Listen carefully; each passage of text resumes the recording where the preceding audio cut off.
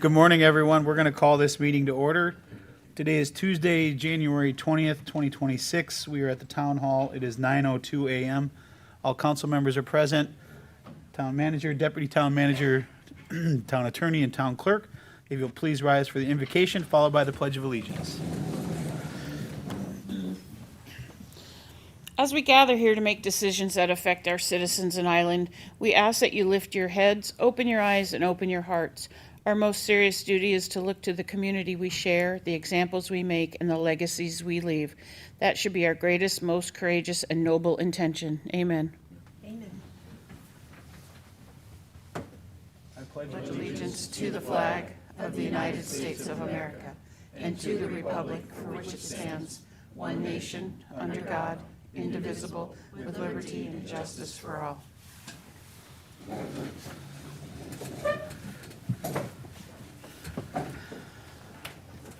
Next is the approval of the final agenda. Is there a motion to approve the final agenda? So moved. I have a motion by Councilor King, Second. seconded by Vice Mayor Safford. Any further discussion? All those in favor signify by saying aye. Aye. Aye. Opposed? Hearing none, that motion carries unanimously. Next is public comment. Amy? I have nobody signed up. Tom, come on up.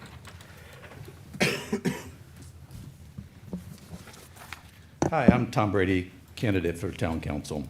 At the last town council meeting, I spoke to express my interest in being appointed to town council, seat 4. After I spoke, Mr. Veach stated, he spoke after me, stated that if I were appointed, he would withdraw his recall appeal. I had no idea that Mr. Veach was going to say that day.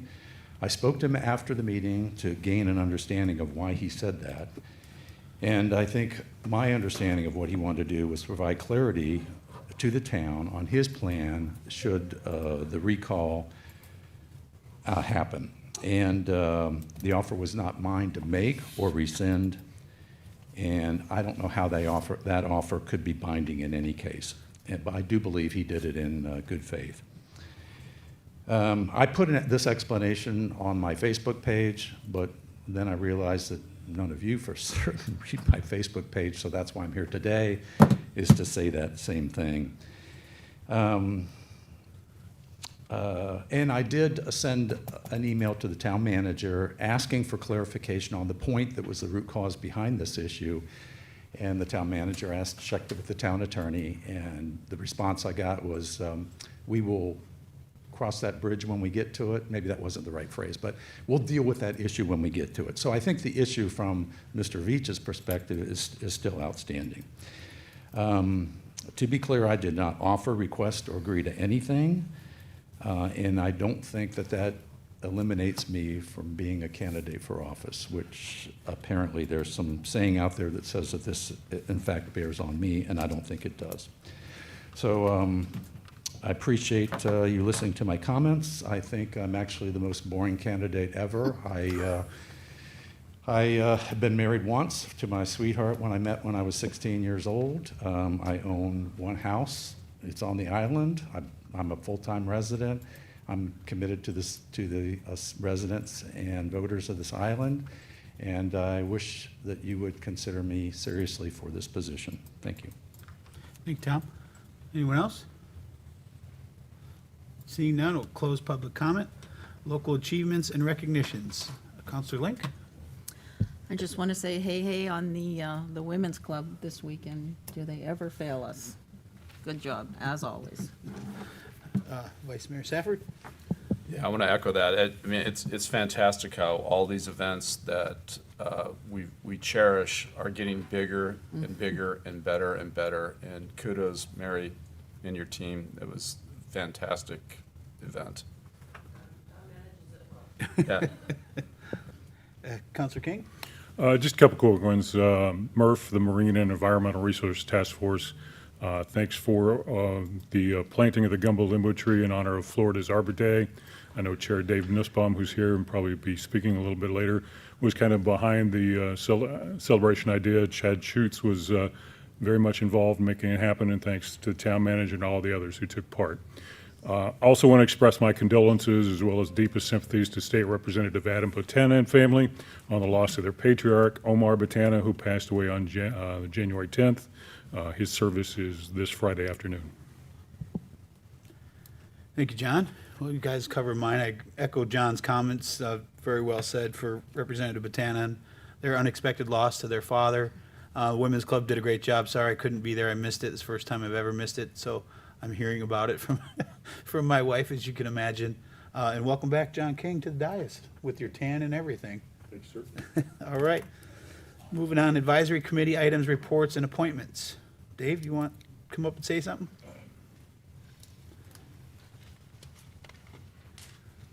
Good morning, Mr. Mayor, Mr. Vice Mayor, councilors, and town staff.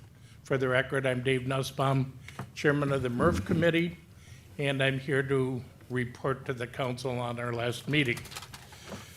Our last meeting was held on January 14th, and I invited Mr. Steve Overy to come and address the committee. He is president of Fly Heli. After a lot of issues came up, and I thought it would be a great idea, plus it was at the request of one of our committee members to amend the agenda, so I asked him to come in and be a part of our agenda. We had a very well-attended meeting, and Mr. Overy, Will, members of the town staff, and numerous residents came in and gave information on comments, some of which was very helpful for the committee to make a decision on it. The committee is advising the council on a unanimous vote that they direct town staff to work as much as possible with Steve to help mitigate the impact of the location of the barge and his business of providing helicopter rides because it remains outside of the control and purview of the town. It would be to our advantage to work with the president of the company to reduce the impact on the environment in the Back Bay and also the residents here. And that is our recommendation to the town council. So again, as I've said before, the ball's now in your court to direct staff. Other items on the agenda that we had that I'd like to report.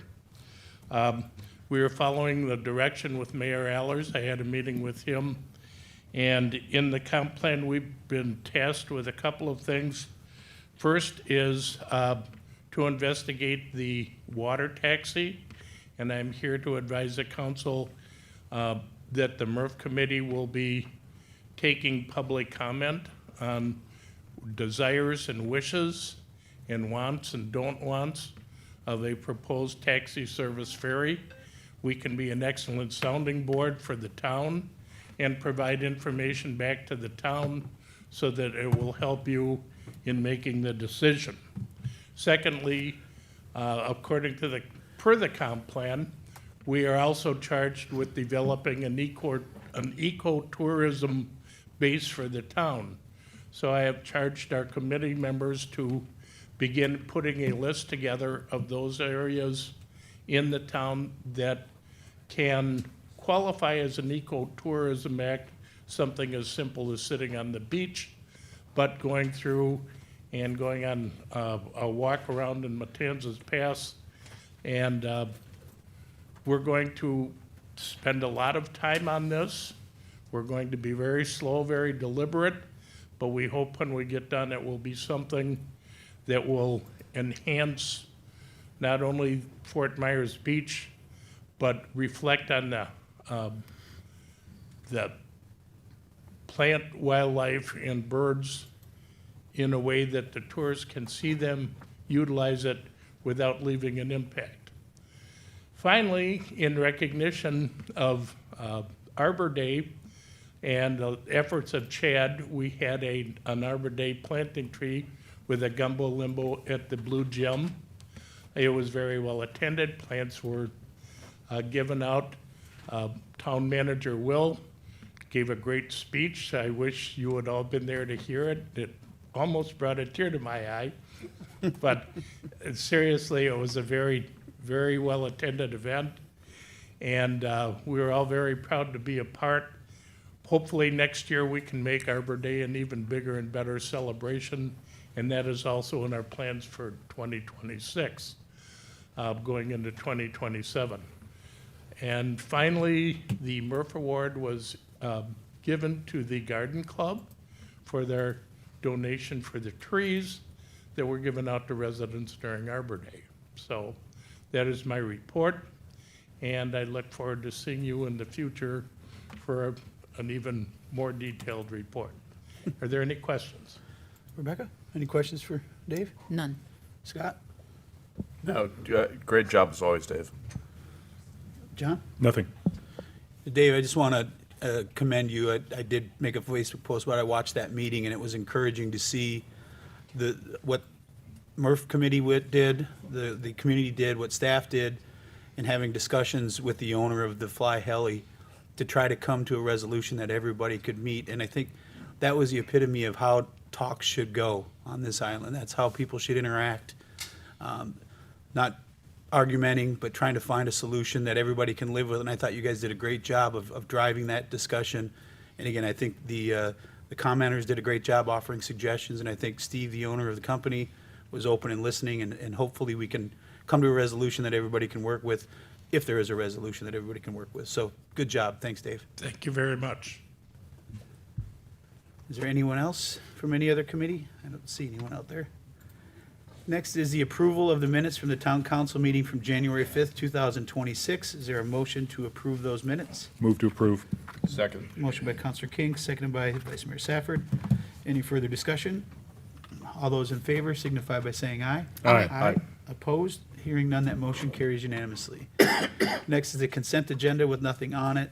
Therefore, there's nothing removed from it, which brings us to our public hearings. The next item on our agenda is a public hearing for review of various land use requests. For the benefit of the public, please be aware that this item is quasi-judicial in nature. Our attorney will further explain. Thank you, Mayor. So we have one item today on your agenda, and it is a rezoning request. As the mayor indicated, it is quasi-judicial in nature. And this requires that this public hearing comply with procedural requirements that have been established in Florida law and in our land development code. So our quasi-judicial proceedings will be less formal than a proceeding before circuit court, but it will be more formal than the remainder of our meeting, and we must follow basic standards of due process that require certain notices to have been provided, the application of the correct standards in our code, and that your decision be made on competent and substantial evidence that's presented to you either in written documents or through oral testimony. Your responsibility today is to evaluate those documents and testimony for this item and draw a conclusion regarding whether the criteria in your land development code or in state law has been satisfied.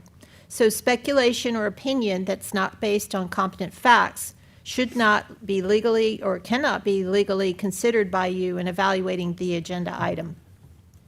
Testimony by professionals who are qualified as experts in a particular area is considered competent evidence by Florida courts, as well as testimony by neighbors and residents who have fact-based information such as minutes, surveys, engineering reports, or testimony that is based on their personal information and knowledge. Your staff member, Jason Smalley, has already been considered as an expert in land use planning in Fort Myers Beach by the town council. Your decision is final, and if a decision of approval is not obtained, or if there's a tie vote that results in a denial, then the matter being considered is denied unless an alternative motion is made. And the reason and basis for the denial should be stated on the record. So everyone who intends to speak, please keep this in mind. And when you come forward to the mic, if you're providing testimony, please clearly state your name for the record and whether or not you've been sworn in, and your qualifications or your interest in the matter. So for purposes of efficiency, I'm going to go ahead and ask the town clerk, has this agenda item been properly noticed pursuant to our land development code? Yes, it has been. And do any of the members of the town council have a conflict of interest that would prohibit them from voting on this item so that we could ascertain whether or not we have a quorum present? Rebecca? None. Scott? I do not. John? Nothing.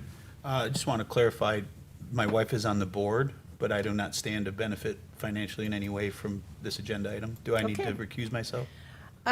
No, because there's not a direct financial benefit, in my opinion, so I think you're eligible to vote. Okay, then no, I do not. So at this point, if there's anyone in the audience who would like to be sworn in to provide testimony today, if you would please stand, raise your right hand, and the town clerk will swear you in. Do you swear or, excuse me, do you swear or affirm that the testimony that you're about to give is the truth, the whole truth, and nothing but the truth? Okay, all parties have been sworn. Okay, Mayor. All right. This item is a quasi judicial item, is the first reading and public hearing on proposed ordinance 25-20. If approved at first reading, a second reading and final adoption hearing will be scheduled for February 17th, 2026 at 9 a.m. or at another time identified by town council. This is an ordinance of the town of Fort Myers Beach, Florida, approving with conditions or denying a rezoning to a commercially planned development, CPD, for the property located at 175 Sterling Avenue, a parcel generally identified as strap number 33-46-24-W2-00004.0000, town of Fort Myers Beach, from institutional to allow for the redevelopment of the property for the Fort Myers Beach Women's Club, providing for conflicts of law, scrivener's errors, and providing for an effective date. If any town council member has had any ex parte communication to disclose, please let us know the subject discussed and the identity of the person, group, or entity with whom the communication took place, any correspondence that you received, or observations of the site. Rebecca? Yes, I watched the LPA meeting where this property was discussed. I received an email on January 19th from Patrick Van Ness stating some of his points in case he could not be here today, and I responded to him on that same day, January 19th, thanking him for sending his notes along. Thank you. Scott? The exact same thing, Councilwoman Rebecca, same. All right. Counselor King? Just the email from Mr. Vaness. I have the same thing as Councilmember Link. Obviously, I've had many communications verbally with many of the board members, as my wife, as I said at the beginning, is on the board. I've spoken to my wife many times about it, been to the site many times, and that's about it. Mayor, since you have had some additional interaction with this particular petition, are you in a position today to fairly and objectively evaluate the testimony and the evidence that's present to you today? Yes, I am. Thank you. Jason Smalley has been qualified as an expert already by this town council based on his education and experience, and has been accepted as an expert in the field of land use planning and development in the town of Fort Myers Beach. Are there any other individuals who would like to be qualified as an expert witness on behalf of the town at this time? Come on, well, haven't you already, but we could do it again. Mr. Ink, do we have to do it again? He's obviously been several times. No, I think as long as council acknowledges that he has been accepted for his expertise in land use planning in Fort Myers Beach. Okay. Anyone have any objection? None. Okay, thanks. And has the property owner applicant seen a copy of the backup agenda materials from staff? They're nodding their head, yes. Okay. Go ahead, Jason. Good morning. My name is Jason Smalley. I'm a senior planner with the Planning and Zoning Department. Good morning to the counselors, to staff, and all the residents watching today. Before you today is a request for a commercial plan development, otherwise known as a CPD, for 175 Sterling Avenue, otherwise known as the Fort Myers Beach Women's Club. They are the applicant, and their representative is here today. Before you is a request to redevelop the site. Following Hurricane Ian, the previous structure was largely damaged and had to be demolished. They are here today to request through the CPD process a rezoning that would allow for the redevelopment of a building of approximately 15,000 square feet. That does include the lower ground floor area, which would be reserved for storage, parking, and access. The application today through the CPD does not request any additional deviations, so that they will be permitting and developing under the town's land development code. The example or the exhibits presented also show the proposed schedule of uses. Staff would like to point out that the Women's Club has unilaterally limited their uses, and those expressed on the schedule of uses will be those that will be allowed going forward. We will point out that they have requested a COP for the areas on the master concept plan that have been hatched, and that would include the upper deck and some of the green area out front of the building. One other thing that staff would like to make note of, in the application, there is an Exhibit C that shows the architectural renderings. If this is approved today, the applicant is requesting that the architectural renderings will be used for permitting, and so that the permitting package will, or excuse me, the eventual building will look to the greatest extent what you are approving today in the master concept plans. The applicant, as I mentioned, is here. They do have a presentation. Staff has reviewed this, and we believe that with the conditions provided, that approval is the correct outcome. And those conditions are in the package as well as the ordinance. Staff is here for any questions or concerns that you may have. Rebecca, any questions for staff? None yet. John? John? Nothing currently. Scott? Not right now. Okay, thanks, Jason. Mr. Link? Mr. Ink? Link.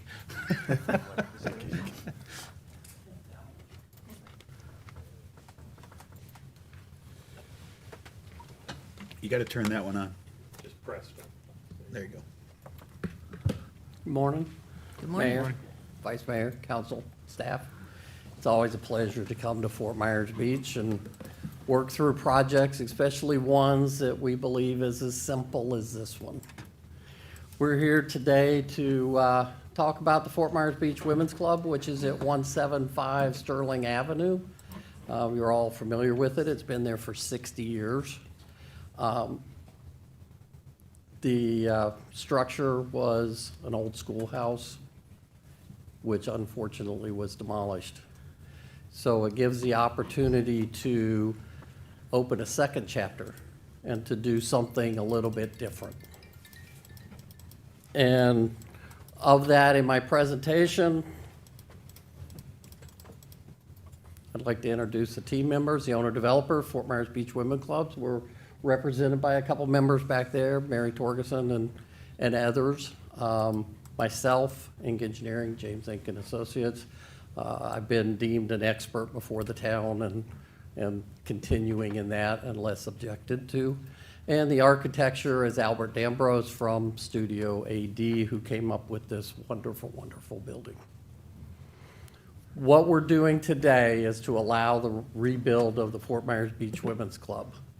And the story behind that is the Women's Club's been there, like I said, for 60 years. It predates the town of Fort Myers Beach. It was under Lee County Land Development Code at the time. It was consistent.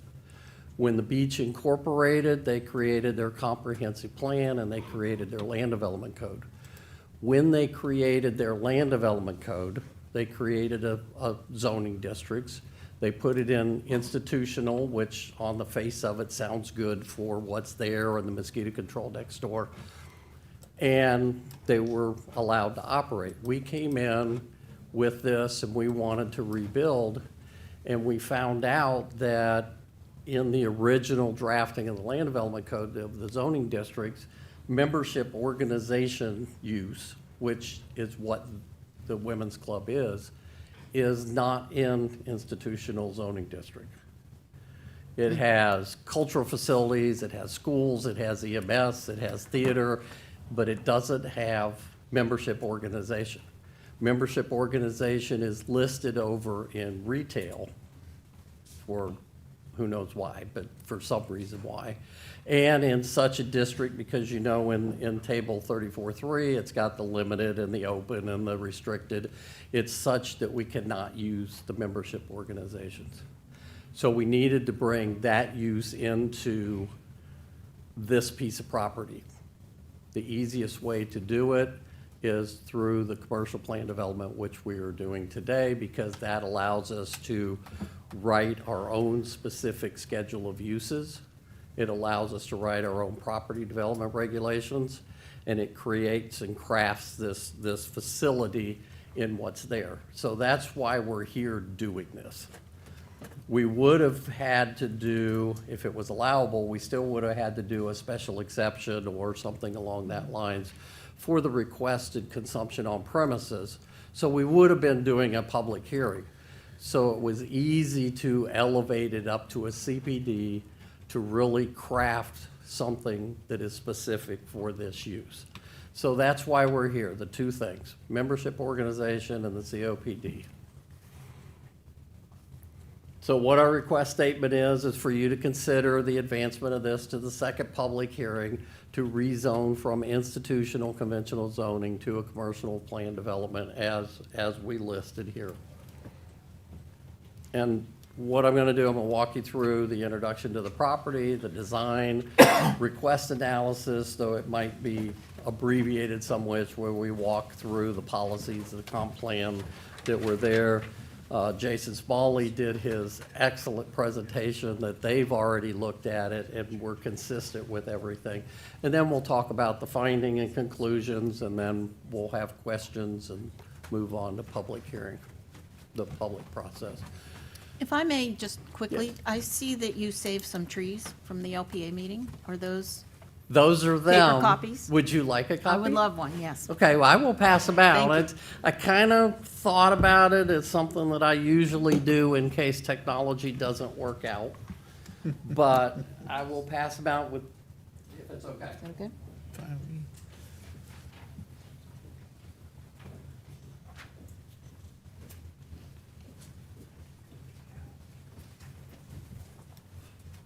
This is for Thanks, I speed appreciate that. readers that like to go ahead. I'm a paper person, thank you. Appreciate it, I like to take notes. Oh, Vetterhoe was here, you had him out already. I know.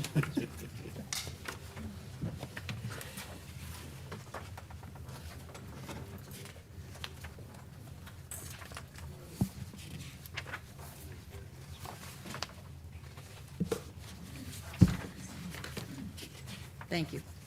You're welcome. So here we are with an aerial of 175 Sterling Avenue. The future land use is Boulevard, and under the comp plan, Boulevard uses allow for limited and restrictive commercial uses that do not interfere with the surrounding single-family neighborhoods.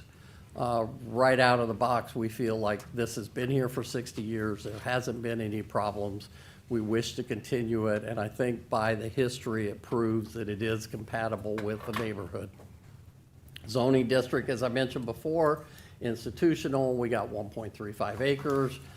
And the adjacent uses is single-family on two sides. We're next to the mosquito control up on the canal, and down in front is some commercial. The pre-in site, as you can see, had the old schoolhouse. It was about 2,000 square feet on the property, and it was located in the northeast section of it. The post-in, this is after they removed the building, is just, it's a vacant 1.35 acre site. It has access to Sterling on the east side and Lazy Way on the west side. The main access has always been on Sterling and will continue to do so through our planning part. The proposed property regulations that you see here, it shows the setbacks, the FARs, the height, the buffers, all of the development regulations are an exact verbatim carry forward from the existing institutional zoning category. We didn't change anything on this. We stayed consistent. It's just we're putting them inside the CPD is what we're proposing. The schedule of uses, membership organization, which I talked about, administrative office, on-site consumption of alcoholic beverages per the master concept plan, which I'll talk about in a minute, ATM, which I have no idea why we keep those in the zoning districts, but they're in Lee County, they're in a lot of different districts, so I just carry it forward that if they wanted to put an ATM there, they could have an ATM. Temporary uses, so that you can have special events and those type of things that might need a temporary use. And then a commercial accessory uses. What the Women's Club plans to do, just in a very basic format, is the building is set up so that other nonprofit organizations can have space and use space. The one that I'm specifically familiar with is Community Cooperative, since my daughter's a CEO and I do a lot of work with them. They've been on the island, they have had a space before to do some of their educational and outreach and food programs, and they intend to potentially have a space inside here to keep up their type of organizations. It's the way the building's designed. This is probably a good point to bring up. The email that we received from Patrick Van Ness, I thought brought up a couple of very good points when it comes to the use for membership and for recreation. Would the applicant be opposed to adding the words nonprofit organization? The concern in the neighborhood is that if for some reason down the road, the Women's Club sold the property, that someone could come in and have a private organization that maybe I can tell you the exact wording that he used, because I thought it was really well done. He said, membership organization limited to nonprofit organization only, and then under recreational facility, limited nonprofit organization only. And again, that's just to protect any future, if for some reason land was to change hands, that it would be limited to nonprofit versus a private for-profit organization. So where would the big furry mammal animal organizations fit into that? Is that a yes or a no? I don't want to name them because I don't want to specifically say it, but I guess I don't, I guess I'm asking for what is, I did not see the email. well, maybe between now and if it goes to second reading. If I we could can work defer it out. to the second reading, I'll Yeah. be more than happy to address it in full. Perfect. I'm not against it, I just want to make sure it fits within what we want to do And and maybe not there's have some better language. unintended Maybe there's consequences. better language that you guys can work out between now and then. We can defer it to that. And Mayor, if I could piggyback on that, there was someone from the residents from the area there who was very welcoming, excited that the Women's Club would be coming back. But they brought that same issue up as well, hoping it doesn't turn into a private club with Yeah, drinking. I and, have heard some of that as well. those statements, not directly, nobody ever reached out to me and had that conversation. But between now and second reading, we can easily address that. Thank you, sounds good. So we go into the design of what we're trying to do is to reimagine a women's club. Like I said, this is the next chapter of what they want to do and retain the sensibility, compatibility, do it in a resilient and sustainable way, and create interior and exterior uses to support the organization and blend in with the community. With that, they engaged Studio AD to come up with some things, and Albert and I worked on the site plan, and the site plan that you see here, you see the highlighted area is the building footprint, and it shows the parking along Lazy Way and Sterling, and then the hatched areas is an open space, green space, and the area of where we're asking for consumption on premises in case they wanted to do a tent event or something along that lines. That's what I was gonna ask you about, so if this was approved, would the COP be restricted to just the areas where it says COP on the MCP here? Or, for instance, in the parking lot, it doesn't say anything on there? Or would the It's not in the COP parking lot.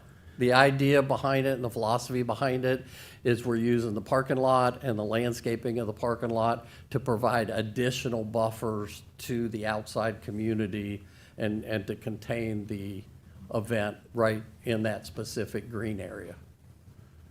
Just to me, why you wouldn't ask it for the entire property versus just this I'm just thinking down the road, I don't think that it'd ever be an issue, but if you have food trucks in there or something and people are walking around, is someone gonna say, well, they're walking around in the parking lot with an open container and they don't have a COP in that area. That is a very good point. It Yeah, I just- mean, the St. Patrick's Day, Yeah. that place is full. I mean, it's up to the applicant to me, but it would make more sense that it covers the entire ground if you're gonna ask for it I think versus we the- could address that between now and the second hearing. I mean, I'm not against it, I'm just trying to make sure that we're sensitive to the neighborhood. Yeah, But, I'd like to get some neighbors' input. Yeah, but I- absolutely, yeah. But it, to your point, Mayor, it makes sense, especially when you have huge events like they put on. So there's not any conflict. I mean, I would go for the whole thing, but again, I'd like to see, you know, Yeah. get neighbors' input. Yeah, I as think it would well. be good to have some input from the community, but, you know, this is for staff time and their time. If they're gonna have an event, then they gotta come in for a special event if they wanna use the parking lot. sure, You know, I mean, in order to be in full compliance, they would have to come in and spend more staff time and more money and more time versus just trying to get it all covered while you're going through this process already. okay. I like that comment. More homework for you. I'm just trying to retire. That's fun. And keep adding on, and I can't get there. That is the nutshell. We talked about doing some green space, and we have our stormwater up on the north end to take care of that aspects. And again, as Jason said in the first presentation, we fully intend to not to have any deviations from the land development code to get to a DO so that we can build the facility. Here's what the Lazy Way view, which is really the front looking across the parking lot. Just for consistency, this presentation's a little bit different than the LPA in that the next two slides I updated. The building is exactly the same, but the parking lot's different. The parking lot's consistent with the actual site plan now. The other one was an earlier version that I caught after the LPA, but since we're asking for, as Jason said, we're asking for when we take these two elevations, they will become part of the record should this get approved. And those two elevations will be put in our architectural design standards package that goes in with the DO. And as long as the building looks like this, we don't have to go through that. There's been some situations on the island where things were presented for other facilities, and then when we get to the DO, not having it in the right context, we found that we were inconsistent with the architectural guidelines per staff's opinion, and we're having to work through some of those. So this is just something that we're doing that's new, that you'll see from me with the other cases that I have moving forward. We're gonna be asking to say, this is what we wanna build. And whether we're 2% or 5% off on glass area, this is what we're gonna build. That's the intent of doing it and putting it into the ordinance. The second elevation, again, the landscaping changed just a little bit, is looking at it from the Sterling view from the side. You can see we really tried to make it, and I think we were very successful, Albert's amazing, to blend into a residential community, to look like a residential type clubhouse or even a large residential structure. We do have more square footage than we had before.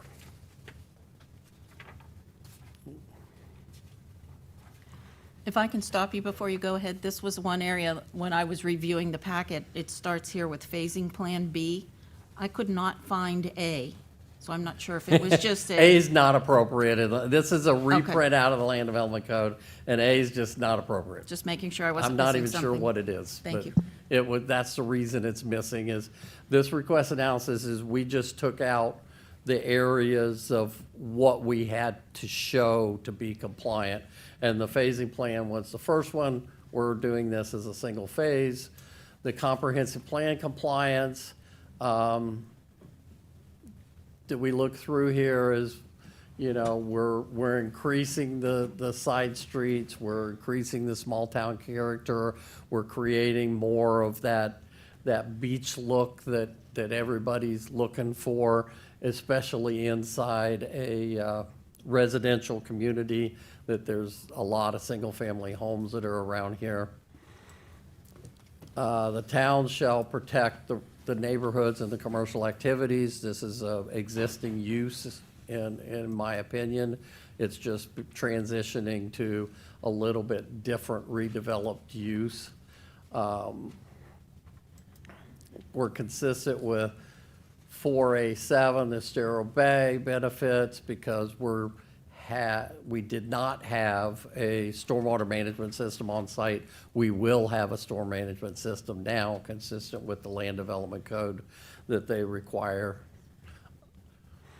The boulevard, as I mentioned in the first part of my hearing, it limits commercial to just things that fit within a neighborhood, and I believe we are a small enough intensity that we're consistent with this policy. The commercial intensity policy, the same. We believe this is at the very low end of intensity and location of commercial uses, that it is very compatible with a single-family neighborhood. So we're compliant with 4C2 and 4C3.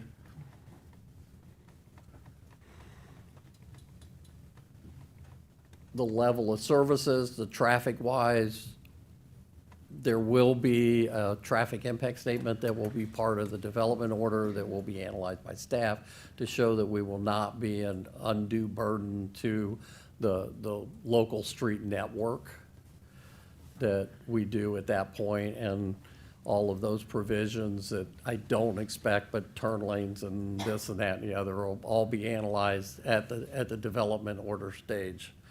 Design review compliances, commercial design standards, that what we just talked about a couple minutes ago. We want to build those two pictures. That's what you're going to see in the development order. That's what you're going to see in construction. That's, you know, we're making that and putting it inside the ordinance so that everyone understands what the expectation's going to be. So Jim, just to clear the record up a little bit, so when you're going for your LDO, you touched on it earlier, but I think it's important just to help you as you're going through this with staff on the LDO.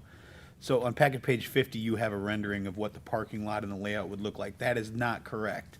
The one that you've added now on packet page 66 will be the actual layout that will move forward to the LDO, correct? Yes. Okay. We have, in the ordinance, we'll have attachments of the master plan that's correct, which is I just showed you this morning, and the two elevations will be attached to the ordinance as, and the language is it has to be found within substantial compliance of exhibits, whatever numbers they are. Very good. Just wanted to, I know that we've had issues in the past where what was said at the meeting maybe didn't funnel through, and staff has had issues with getting LDOs done It's- based on interpretation. It's been a so- challenge sometimes with personnel and this and that and the other to, Well, it's just best to try to get it as I'm exact as you trying to can. get it as clear as possible. Continue on, sorry. So the request is restated, is we just were looking to advance to the second public hearing for enacting an ordinance to change from institutional zoning districts to a commercial plan development. Now, as part of that, have the findings and conclusions here, but I think that's premature for what we're doing here. I'll talk about that in the second hearing to provide my input on, these are the items in the land development code that you have to find consistency with to move this forward. And I'm just gonna defer that to the second hearing when it's the actual enactment of the proposal. So I get a little presumptuous and provide a suggested motion that I think is appropriate. And it's here, it's based on the application material, staff report, unanimous LPA recommendation of approval. There's sufficient evidence to move forward this case to a second public hearing on February 20th. Now, my understanding is we originally, when we put this out, it was the 19th. which was a Monday. And that Monday is a holiday. It's the next day, it's Tuesday. So we would move it to the Tuesday. That's not the 20th, that's the 17th. 17th of February is the. Oh, 17th, I'm sorry, you are correct, it is the 17th. I think advertising moves forward, but I'll leave that with the clerk and the legal to make sure that we don't have to re-advertise to make that happen. Nancy, quick question on those dates. More than likely have a fifth council member at that meeting on the 17th, correct? Is there going to be any issue okay. with that council member not being at the first hearing if it goes to the second hearing on that date? No, what we will do preemptively is we will go ahead and ask them to review the agenda materials as well as the transcript from this hearing today, so that way they are prepared on the 17th to vote. Okay. Questions, John? Questions for Mr. Inc.? Nothing. Scott? Besides Mr. Vanessa's input, what's your schedule, if everything gets approved, what's the build-out schedule? I don't know if that's been totally set in stone yet. It is dependent on fundraising. Okay. We are moving forward with anticipating a start later this year, early next year. But it depends on the wallets of the public of helping along. And then I just want to clarify, if the Women's Club were to sell the property, the proceeds would go to all the nonprofits on the island? Is that correct? That I can't answer. That is really outside of the scope of land use. Yeah, exactly. I think if there's a representative from the Women's Club, I know they're probably not ready to speak to that No, today, I but don't think we're ready to address that. I think they that'll could be have more addressed. information at the second hearing. Yes. Okay. We'll put that on our to-do list. All right, thanks. Counselor Link? No, I don't have any questions. You've answered all mine already. And thank you for your time, and if need be, I'd like to request that we can respond to public Absolutely. if there is any. You got it? Thank you. Next is public comment. Are there any members of the public who wish to comment on this matter? If so, please come forward to the podium and identify yourself, provide your address, and whether you were sworn in. Come on up. Good morning. Good morning. My name is Lee Harkins. I live on Falkirk Street, right around the corner from the Women's Club. And you referred earlier to, I think, Ron Bennett, who was at the LPA meeting making the reference. That's who you're speaking of. He is out of town and wasn't able to be here. And so I have a short statement from him, as well as one of my own, to make it very quick. My name is Ron Bennick, and I reside at 210 Sterling Avenue. Last month during the LPA meeting, I expressed my support for the change in zoning for the Women's Club. However, I also requested that this change necessitates the property's perpetual status as a nonprofit organization. After conducting some research on this matter, I have come to the conclusion that I can continue to support the zoning change only if the property's zoning reverts back to institutional if it is ever sold. As I mentioned last month, the Women's Club has always been a good neighbor, and I want to support them. However, I firmly believe that the protection of the neighborhood should be our top priority. If there are no viable options to accomplish this, I cannot support the zoning change and would respectfully request that the council deny it. Thank you for your attention to this matter. Respectfully, Ron and Gracie Bennett. From a personal standpoint, I just wanted to mention just how, from representing, I'm here by myself, and a lot of other people are supposed to be here, but I think illnesses and everything else prevented them from being here. So I'm kind of flying here by the seat of my pants, but I live on Falkirk Street, as I mentioned, a 5-minute walk around the corner to Ron and Gracie's home on Sterling. Before Ian, my only contact with them was a wave to them as I drove by. As all of us have experienced, the storm changed our lives forever, including meeting some neighbors for the very first time and helping each other survive and recover. A little over a year ago, Mike Childs, who some of you may know, who has been in the neighborhood for over 30 years, passed away. Mike was well known by many, offering his handyman skills acquired during his many years with Florida Power. Many of us were recipients of his skills, not just electricity, but across the board. While we miss him immensely, we are blessed to have Ron and Gracie and their across-the-street neighbors, Leo Diabasi and Deb. Ron is handy and has been helpful to so many.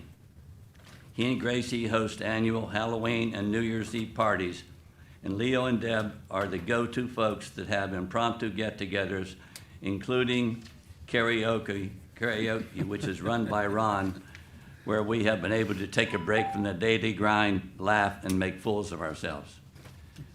These two properties are, Ron's and Gracie's are right across the street from the Women's Club, and Leo and Deb's is share a property line with the Women's Club. I believe that's correct. And I also have to mention the work that Leo has done throughout the neighborhood has been remarkable in the past 3 years. Using his tractor to remove debris from yards, under houses, leveling yards and driveways, pulling down trees, and never expecting any compensation. If not mistaken, he has been cleaning, clearing, and mowing the grass on the Women's Club property. Deb has been so gracious to so many in the past couple years, remarkable as she and Leo have been working long days in the rebuild of their home. I honestly don't think I could have made it through my last 3 years without the four of these people. Personally, I love the Women's Club as a neighbor, as philanthropists, the wonderful events walking distance away, and especially my friendship with the members. Our mom was a member beginning in the late 70s of the Women's Club, and being the daughter of a Scotsman, I think she loved taking home a few bucks from playing cards throughout those years. Knowing several members, I trust they will be considerate in their plans for our neighborhood, especially for the near neighbors like Gracie and Ron and Deb and Leo. Thank you so much. Thank you. Anyone else like to speak in public comment? All right, seeing none, we'll close public comment. Mr. Ink? No? I will now close the public hearing, request a discussion or a motion from town council to approve with conditions or deny with reasons, or a continuance to a time certain. Rebecca, any further comments? I do have to make some comments. The first one that comes to mind is, Lee, if you would thank Leo. Where did Lee go? Oh, there, you're still there. Thank them for mowing the grass and all the things that he does in the neighborhood. Those kinds of things, they make a community. We appreciate that. It is so interesting to me. Leo, we can't hear you, so public comment's over. No, Lee, no, public comment's over. I'm sorry, Lee. You can talk to her afterwards. We'll All right. talk after. Not that we don't want to hear from you, but. But I do just want to express the gratitude. I mean, that is a community, that is our island. Thank you. The next thing I'd like to say is Albert Dombros from Studio AD. This building is beautiful. I love the rendering. I love that on the one side, it almost feels like a home. So for those residents, it feels like what they're used to. The front of it is beautiful, it's inviting, and we appreciate you not, going hog wild. Beautiful design, Mr. Ink, beautiful work. Neighborhood, thank you. That's it. It's impressive. John, any comments, questions? Nothing. Scott? So I have a question that Mr. Benak brought up for the attorney. Can you put that language where he wants it, if they do sell it, it reverts back to institutional? You can't do that, can you? You cannot. It would have to be rezoned. You can't do conditional zoning like that. You could, I think, as part of your use approval, put that it would be limited to nonprofits. The other option would be for them to have a restrictive covenant that would be a private restriction So if the property was sold, that the subsequent purchaser or successor would also be bound by that privately, as well as the public restriction in your zoning. Okay, so given that, it's okay for us to put in there what Mr. Vanessa's email, where it's nonprofit You can put only. it as a public restriction on the use as part of your approval, but councils change over the years, and that could be amended out. The other option would be to have a private restriction where the women's club would put that restriction into the official records on that property. So if it were ever sold, the purchaser would be bound by that private restriction as well as the public restriction that's in your approval. Did you catch that, Mr. Inc.? Okay.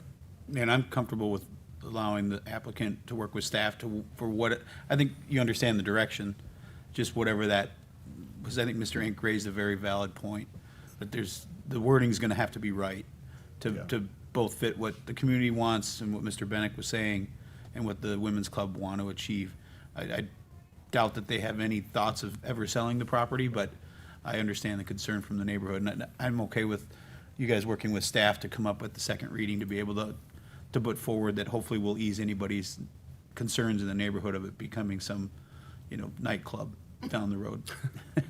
And again, I think it's it's important to point out again that should this get approved, the uses of the CPD are binding, and someone just can't buy the property and use it for however they want without coming back in and amending that CPD. So it is a binding situation as opposed to reverting back to a zoning, which I agree, I don't think you can't do that, but it's as close as we can get. I don't have any other questions. If there's no other discussion, would someone like to make a motion? I'll make a motion to approve ordinance 25 Let's not approve it. Move or- forward to next reading. Hold on, I think I know what I'm doing. Okay. Trying to help you out. To approve ordinance 25-20, DC 120-250-203 for 175 Sterling Avenue, FMB Women's Club, to the second reading at 9 a.m. on February 17th, 2026. Second. Got a motion by Mayor Allen, seconded by Counselor King. Any further discussion? I'm an aye. Counselor King? Aye. Vice Mayor Safford? Aye. And Counselor Link? Aye. All right, we'll see you on the 17th. Next is, if I could get my computer to work.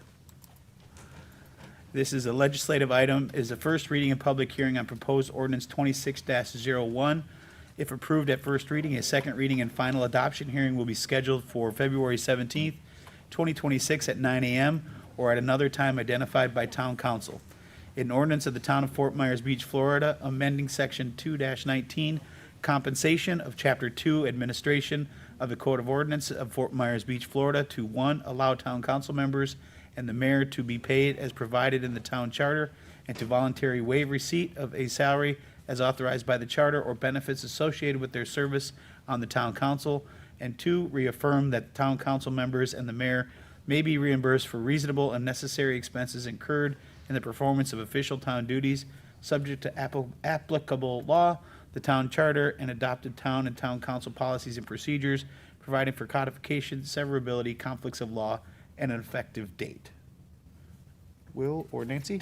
I can start. Okay. And if Talisa or Will want to add, that would be great. So this is just the first reading of a proposed ordinance based on some of the conversation that happened at your last council meeting regarding the ability to waive a salary or any of the benefits that may be associated with service on the town council. There was some concern that accepting a salary might deter some individuals from applying for the vacant position. And also, as we were researching this, we found that there was an interpretation in the past regarding the reimbursement that the expenses needed to be reasonable and necessary. So we went ahead and took that ordinance and we would put it with this ordinance so it would be codified in one place and that everyone would know what the requirements were. Talisa or Will, any further comments on that? No, I think Nancy covered it very well. Rebecca, any questions for staff? No, thank you. Scott? No. John? No. It's pretty straightforward. Public comment. Anyone wish to speak at public comment? Seeing none, we'll close public comment. I'll now close the public hearing. Request a discussion or a motion from town council to approve with conditions, or deny with reasons, or a continuous to a time certain. Discussion or a motion I'll move 26-01, to second. please. Second. All right, got a motion by Counselor King, seconded by Vice Mayor Safford. Any further discussion? Counselor King? Aye. Vice Mayor Safford? Aye. Counselor Link? Aye. And I'm an aye as well. That motion carries unanimously.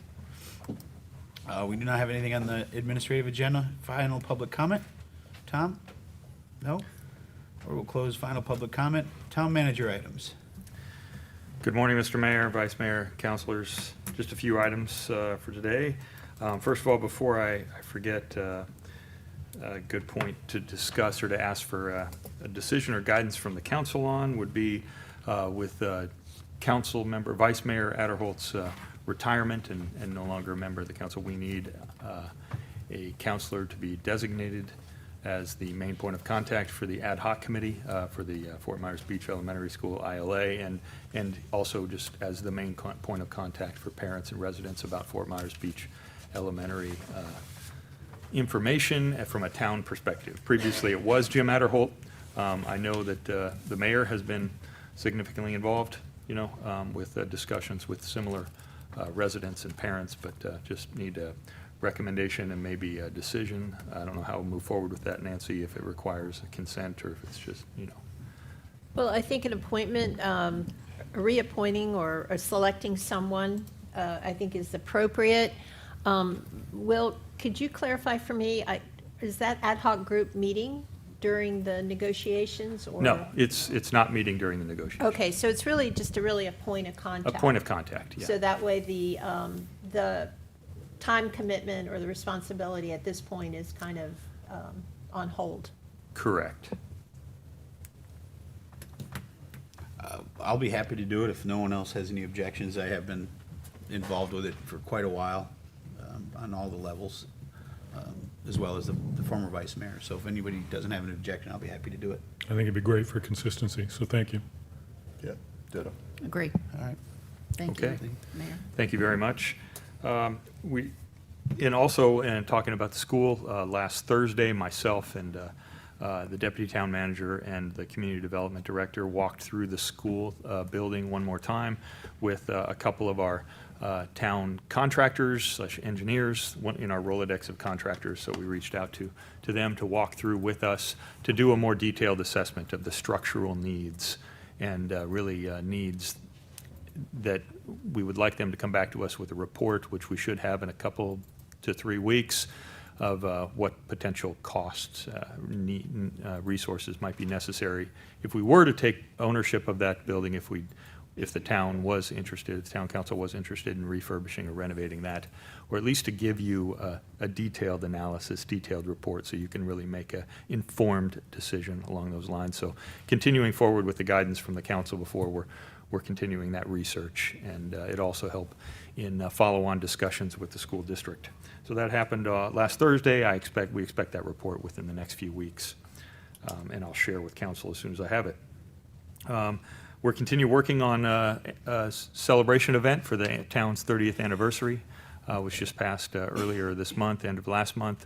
We're planning, working with historians from the town and others, and have some initial invitations out to some DVs to possibly come and attend and speak at the event. So more to follow on that, but we're looking forward to a great celebration of our 30th anniversary.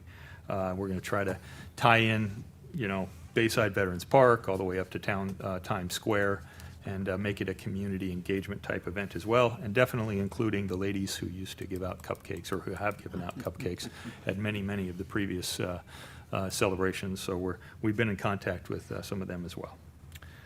Strategic plan has moved to the M&P from February to March. M&P meeting February to March. We'll come back in with our advisors from USF and staff to discuss with the counselors our draft vision, mission statement, goals and objectives and so forth. I'd like to also say thank you to the MRF committee. Thank you to Chad for the Arbor Day celebration on Friday. It was a very good celebration. The gumbo limbo tree had been planted already. We went ahead and threw some additional soil on it and dirt on it. It's wonderful. If you go by the outdoor gym in front of Bayside and sort of Bay Oaks, you'll see it right there with a sign identifying it as the gumbo limbo tourist tree. And we're going to continue to do things like that across the island as we plant more trees. At the end of the event, the Estero Island Garden Club gave me a donation to continue these efforts in the future to the town of Fort Myers Beach for $950, and I would like the council to vote to accept this or consent to accept this donation from the Estero Island Garden Club. I consent. Rebecca? Consent. Consent. Yes, thank you very much. Okay, thank you very much. That concludes my items for today. Can you gumbo limbo lower now, or? I definitely learned a great deal about what a gumbo limbo tree is, and it was a very good event, so It's the tourist tree. Yeah. absolutely. I'm sure if Vice Mayor Rexanne Hossafrost is out there watching, she's probably smiling ear to ear. Any questions for the town manager? John? No? Nothing. Scott? Nothing. Rebecca? Well, I have just one quick question. You said that you walked through the school again and had some of the contractors in your Rolodex. Do any of them have experience in building schools or buildings or architecture? I'll ask Frankie to go up and answer that. He's shaking his head because I was about to say, I don't know if they have that specific experience, but Frankie is the one who had direct contact with them. So go ahead, Frankie. Good morning, Frankie Kropacek, Director of Community Development. Yes, ma'am, to your question, the people that came through us was with AMA Architecture. They're very familiar with building a myriad of municipal buildings, including schools, firehouses, police stations, libraries. Thank you, Frankie, because Yes, ma'am. it can be very expensive when you get to cabling and switches and WAPs and stuff. That's great. Thank you. Exit signs. Exit signs, everything. Town attorney items. Just a brief follow-up on Will's comments concerning the donation. At some point, possibly at your M&P meeting, we will present to you a update to your donation policy. If you recall, back in December, Councilwoman Link made a donation, and we publicly acknowledged that to the town. We were looking to see if the town had a donation policy in place. We could not locate one. And lo and behold, since that time, we have found a policy that has been kind of floating around. So we want to bring it down and attach it to a resolution so it can be tracked going forward. The policy is very broad, very general. And we, when we approached you in December regarding the monetary donation, we were kind of looking at the Naples donation policy that they have, which is much more complex and intricate because of tax implications. So when we bring it to you, you're basically going to have one on one end of the spectrum and one in the other. And then we'll be looking for your guidance for something that we can attach to a resolution and provide it to any individuals intending to make donations to the town, so they can take that document to their accountant and say, this is where my money went, this is how they're going to use it, and the accountant can make a determination as far as any tax implications for it. So that's coming your way. All right. Rebecca, any questions for the town attorney? No, thank you, Nancy. Scott? Good. John? Nothing. I do not have any, well, I don't know if this is the right place to bring it up or not, concerning John's, we've all gotten emails about it, and I think if you're comfortable with so that there's no confusion out there, so that people stop wondering what's going to happen with Mr. Brady or Counselor King or whomever puts their name in for this, as far as his ability to vote on the next person to sit in that seat? So John and I had a conversation. He asked me my opinion, my legal opinion, as to whether or not he had a voting conflict should he decide to vote in support of Mr. Brady based on the comments that were made by Mr. Veach at a prior meeting. And so it is my opinion that, yes, he would have a voting conflict should he decide to vote in favor because of the belief that there may be a special monetary benefit to him.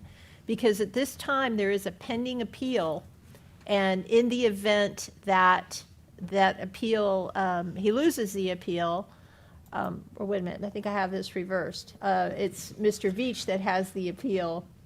So should Mr. Veach prevail, then Mr. King, John, could potentially be subject to having to pay his attorney fees.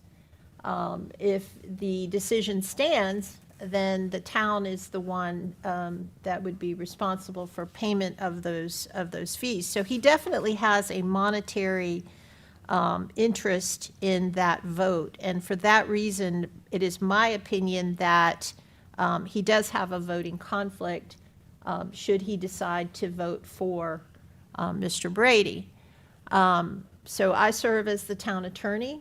The ultimate decision maker of voting conflicts is basically the Florida Commission on Ethics, and Mr. King has the opportunity to seek a opinion from them. They would be the disciplinary body, not the town attorney,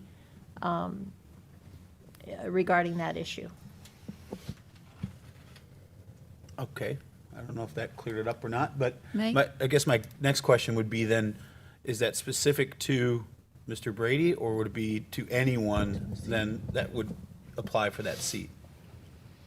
No, I think it's specific to, in my opinion, it's specific to Mr. Brady, because anyone who would apply to that seat, I don't see where the connection is to the financial benefit. So the next question I have after that would be then, if he were to recuse himself from voting at all for any of them, is that an option that he has, or would it have to be specific to Mr. Brady? I believe it's specific to Mr. Brady Okay. because that is tied to the lawsuit and the possibility of the payment of attorney fees, which is significant. Not just attorney fees, it keeps me in this position and collects a That is salary as well. correct. That is correct. Well, I think that answered a lot of the questions that were out there. So if I understand this correctly, Councilman King cannot vote for Mr. Brady, but can vote for anyone else. Is that That is clear in correct. understanding? And I think, there are a lot of questions that are circulating, and some of them I get, some of them I don't see. And some of them I really want to respond to, stop the dialogue. However, I cannot give legal advice to individual members of the community. My job and my service is to provide legal advice to the town council. I think one of the questions I may have seen is whether the entire council would be prohibited from voting, and the answer is no. Every one of you share the same benefit of appointing someone to that position. You don't have a distinct, special financial benefit as John does. Looks like you got a follow-up question. But how to word it? I understand the situation, and I can understand the situation that Counselor King is in. Does that not weight that vote, though, differently for anyone else, any of the other candidates? And that, I'm trying to square that and balance that. Thank you. So I believe that Because in essence, you're having hypothetically, four votes if, for let's some say and only Mr. three Brady for none. was a relative of I hate Tom and John. anyone. Yeah, he's a relative. He would not be able to vote for him or not. You might think, oh, well, can you have, relatives serving on a elected body? Yes, that has happened in other communities, smaller communities. It has happened. But that would be a similar conflict of interest that creates a voting conflict for that individual. I think what I'm thinking of is, does that automatically then give anyone else who runs one extra vote, should they be voted for? Right, is that making sense? No? If you I see can't where you're vote for trying to this go with it, person, yeah. but you can Yeah. here, then you could have 5 for this, when you could never have had 3, or, I guess regardless, it is what it is. Yeah. I mean, the law is the law, and you got. it is, you're right, You you're gotta absolutely follow, right. you gotta, it's a situation that nobody's been through, so, Yeah. but you gotta Makes follow, sense. you gotta follow the letter of the law in this case to make sure that you're doing what you're supposed to do. What did Ederhold call us, the bizarro Postian world? Yeah, Definitely something different, yeah. Anything else? thank I you. hope that helps, and does. again, I don't want to appear disrespectful to anyone in the community, but unfortunately, my legal advice goes to town council, and I don't give direct legal advice to those residents. Scott, anything for the town attorney? No. John? I'm good. All right. Thank you, Nancy. Now we got council member items and reports. Mrs. Link? Nothing. Ms. Link? Okay. John? I'll be chairing my last Lee County Metropolitan Planning Organization meeting on Friday, which is also King's Day, by the way.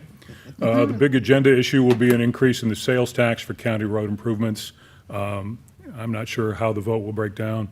I'm not sure even how I'll vote yet. I have a lot of questions that need to be answered. If it does pass, it will go on to the Board of County Commissioners. If they pass that, and then it'll go up to a public vote in November.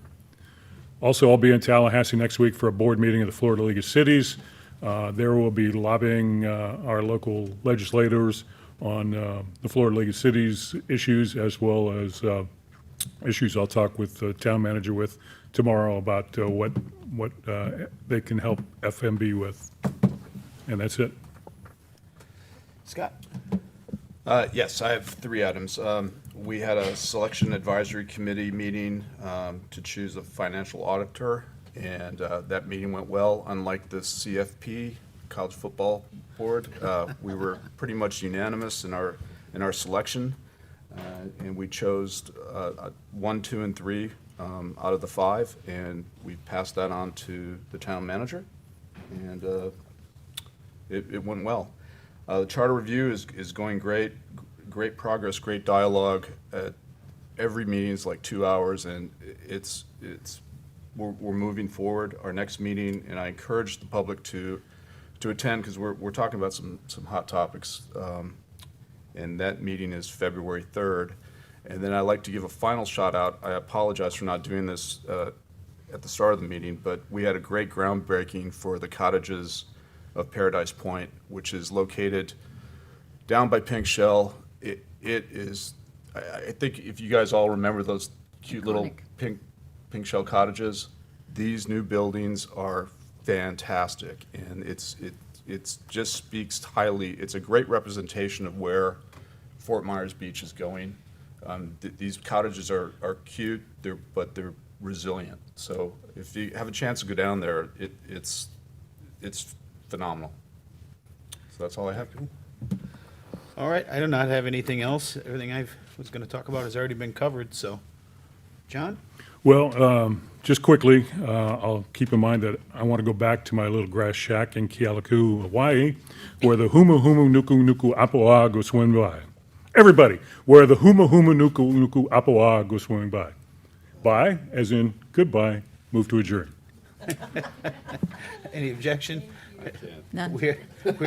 I can't even spell that. We're adjourned at 10:21. Just say